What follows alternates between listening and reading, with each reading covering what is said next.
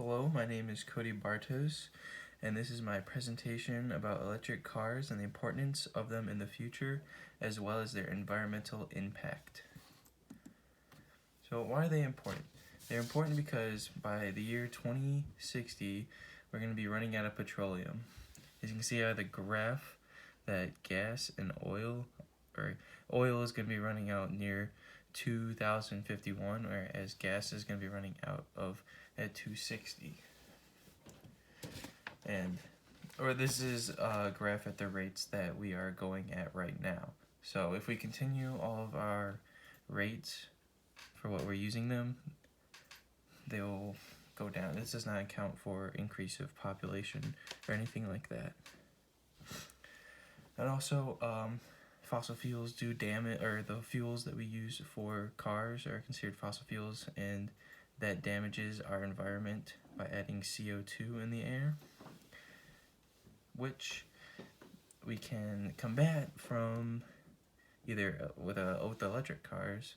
As you can see by the lower graph in the right corner, that gasoline cars produce like almost 400 grams of CO2 per mile, whereas either a hybrid or electric car can do half that or even a quarter of that.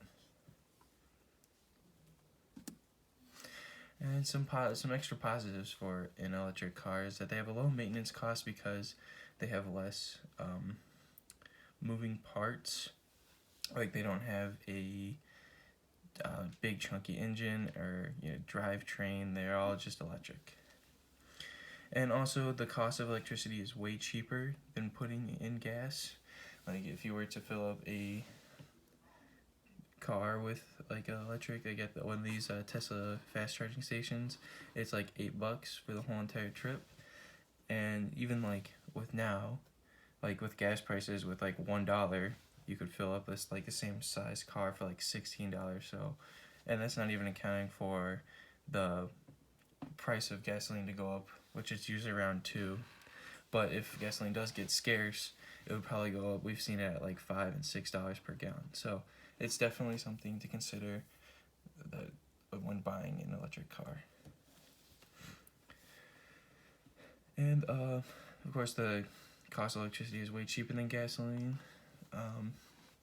And then they can have very high tech installed on them. Since they are fully electric, they can have a whole entire electric system. So that means they can have a whole bunch of braking assist, like sensors on them. Like the car can be fully in sensors, and that's why you see a lot of electric cars being able to drive manually, or not manually, fully autonomously. And that's why Tesla and like Google cars and stuff like that are electric, because they can have all these sensors on them. So how electric cars function is that they usually have a big battery cell in the bottom, and that will power up to the, this is like their engine kind of, but it's kind of just a whole bunch of electronic parts and a motor and stuff like that. And you can also have electric cars, which that will just be kind of the same thing, but it'll just have a gas motor in it as well. And then some additional features is that each wheel can be independent, so that is really good, because it can be four-wheel drive, and it's four-wheel drive as well as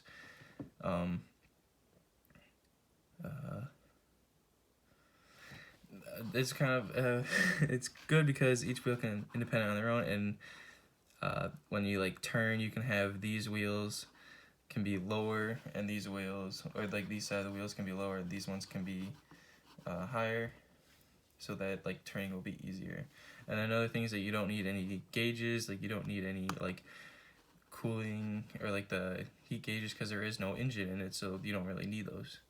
And then also with it being electric and having a whole bunch of sensors, that you can add on equipment in the future, and you can download new software to do many things. Like it can have it's like kind of like your phone, where like an update can improve the performance of your phone. And here's some examples of electric cars. We all know that Tesla is probably one of the leading people in this. So they make 5 cars or 4 cars right now, and then a 5th on the way, and all of them are fully electric. And what also Tesla does is they have a whole bunch of charging stations around pretty much the globe, so that you can just go and fill up, and it'll be like 30 minutes or an hour, and you've gotten 300 miles to go. So this is the Model S, Model X, Model 3, and then Model Y. So they pretty much what they have in difference is just kind of like the looks, the range, and the performance. And also this is the Cybertruck. And so another one of their goals is to kind of be a luxury brand. And it's like you can see like in the interior, it's really like spacious, and they're just trying to be like, they're kind of the leaders for the electric car. And these are all the specs of the cars. As you can see, the range on the S is 348, and that's just kind of these are all just like the base models.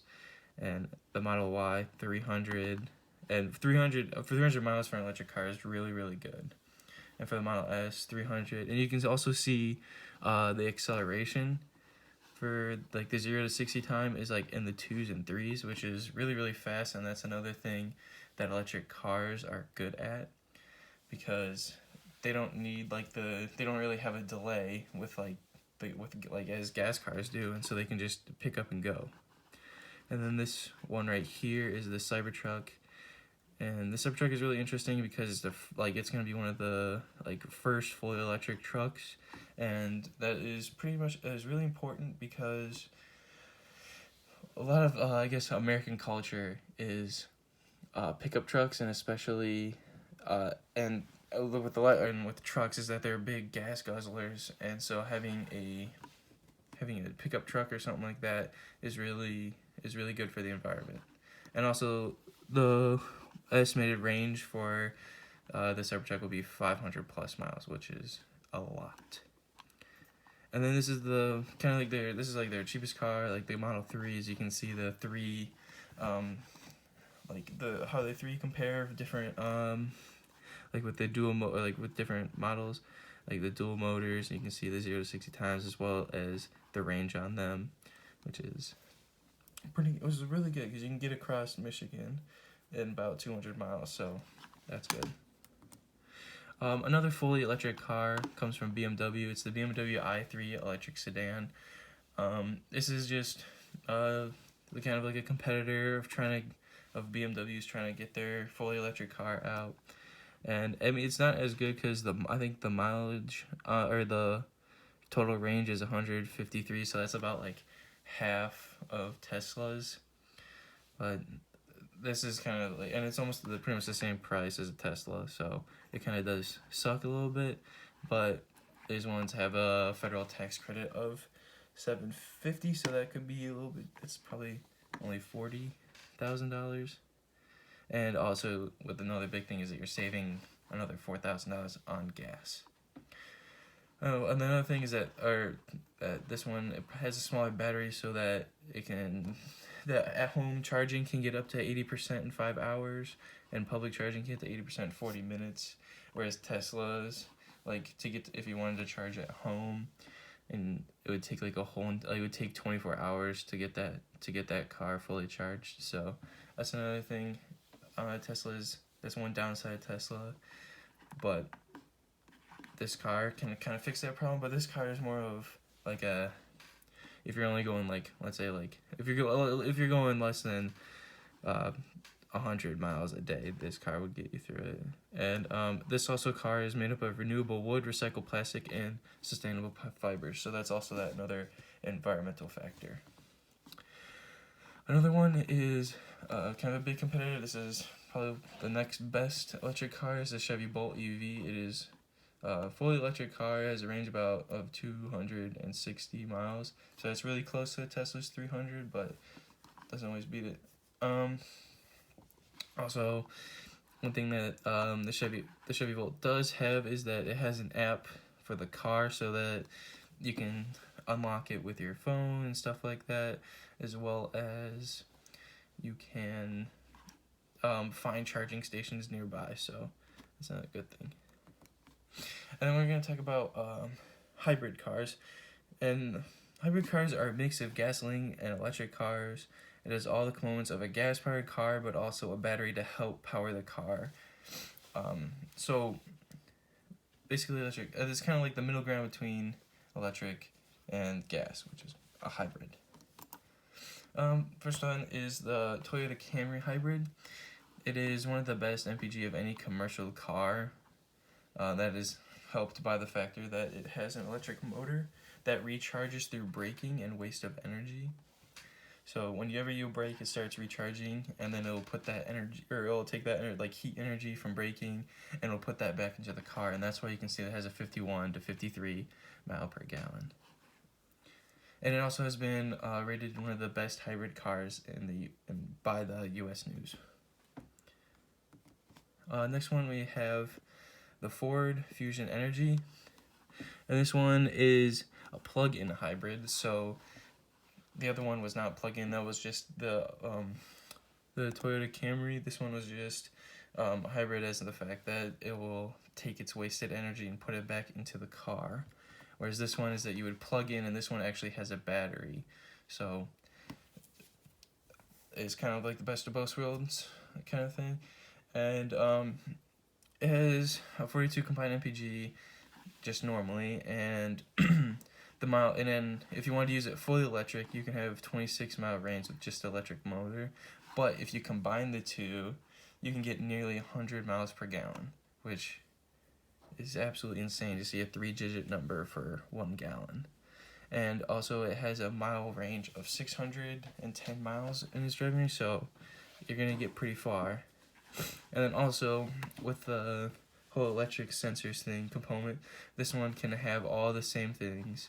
Like I have all the same sensors around it, and it can have updates, stuff like that, to make it perform better. And it's kind of like the plug-in hybrids are kind of the middle ground. And I think the hybrids are going to be important because it is that middle ground, because we don't need fully electric cars yet. So, but when the time comes, I think as more people will use hybrids for when the time comes that we need to do fully electric, it will be a good transition. And that is it.